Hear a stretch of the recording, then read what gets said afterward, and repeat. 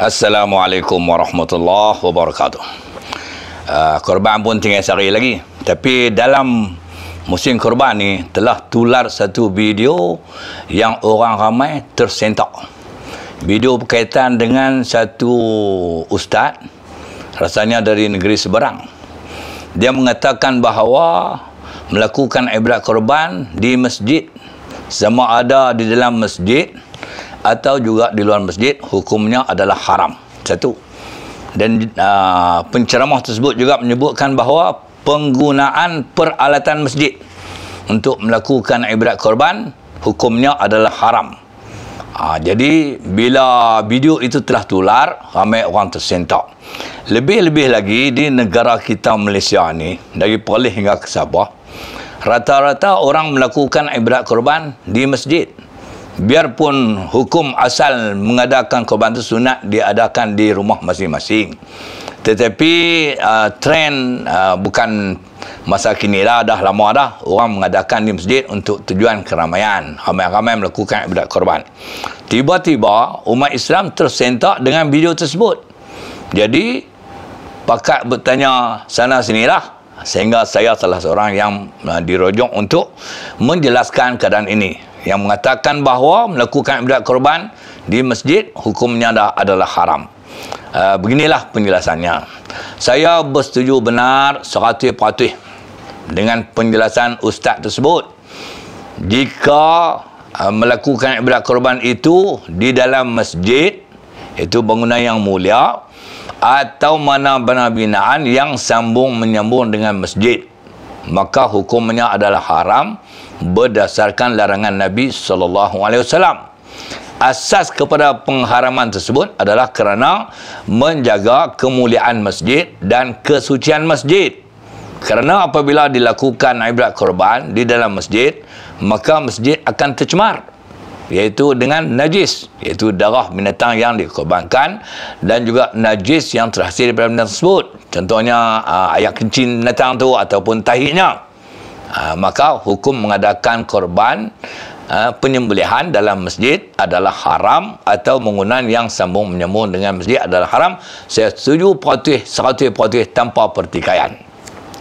Tetapi kalau mengadakan ibadat korban di luar masjid, iaitu di laman masjid atau perkarangan masjid atau tanah lapang di pinggiran masjid, di tepian masjid, maka kalau kita mengatakan haram, rasanya keterlaluan, rasanya keras, rasanya terlalu rigid. Kerana apa, tuan-tuan dan puan-puan? Kerana biasanya di halaman masjid, tanah kosong di tepi masjid, orang buat apa? Masjid-masjid dalam negara kita, nombor satu, orang buat tempat parkir kenderaan, diparkir motor, kereta. Satu, dibina kemah, kadang-kadang ada keramaian, dibina kemah untuk menjamu orang makan, kenduri yang diadakan oleh masjid. Lagi dibuat apa lagi? Dibina kemah untuk aktiviti masak-memasak dan seumpamanya lagi. Masa musim Covid mencanak baru-baru ini, ada masjid-masjid yang terpilih dibina kemah di halaman masjid untuk aktiviti suntikan vaksin. Jadi di perkarangan masjid ni dia bukan tujuan untuk ibadat. Dia bukan tujuan khusus untuk ibadat. Bukan orang solat di perkarangan masjid, melainkan jika dalam masjid itu penuh, maka bersambunglah jemaah hingga keluar masjid.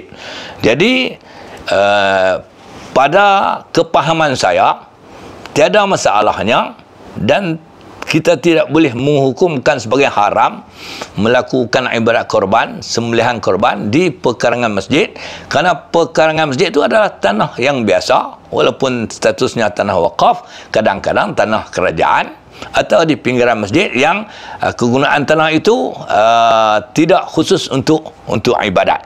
Maka tiada salahnya melakukan ibadat korban di situ. Lebih-lebih lagi, kebanyakan masjid hari ini dia orang buat tempat khas untuk melakukan ibadat korban kerana dah menjadi acara tahunan. Jadi tiada salahnya melakukan ibadat korban di perkarangan masjid atau tanah pinggiran masjid. Tak sampai hati untuk saya mengatakan haram, sebab alasannya tiada.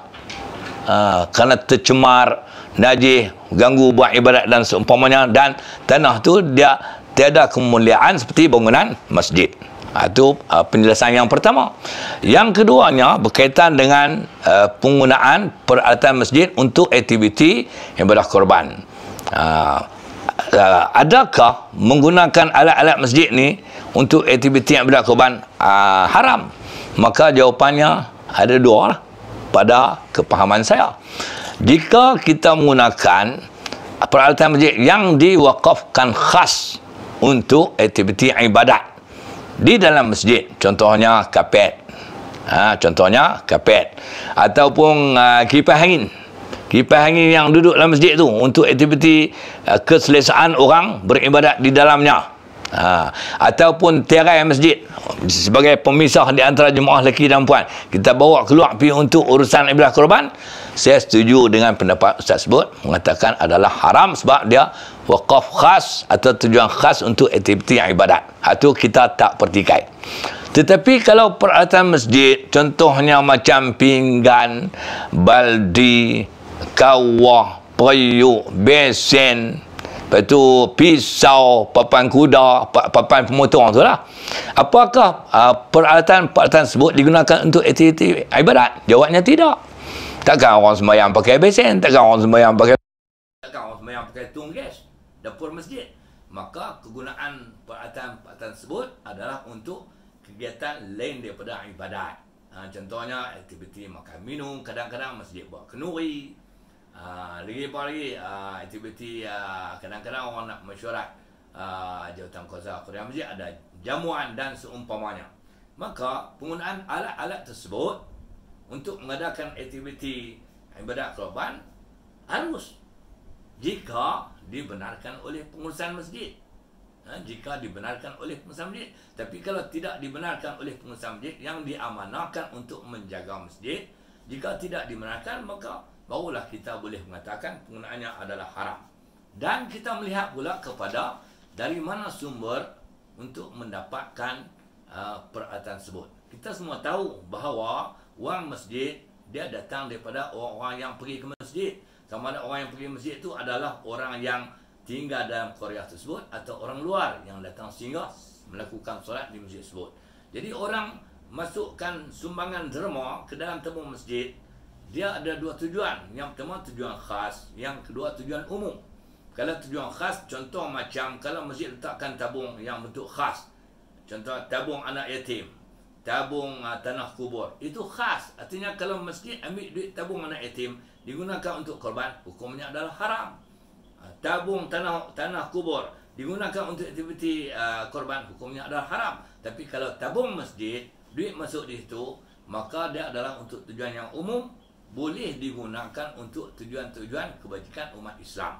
Jadi kalau jawatankuasa pengurusan masjid ambil duit tersebut untuk beli peralatan-peralatan untuk aktiviti makan minum, memasak dan kegunaan anak-anak qaryah ketika mereka pergi ke masjid, maka hukumnya adalah harus, maka tidak ada masalahnya. Dan yang terakhir saya menyebutkan bahawa mengadakan ibadah korban di pekarangan masjid atau tanah pinggiran masjid adalah harus sekiranya yang menganjurkannya itu adalah pengurusan masjid, jawatankuasa masjid ataupun pihak lain, tetapi mendapat kebenaran daripada pengurusan masjid.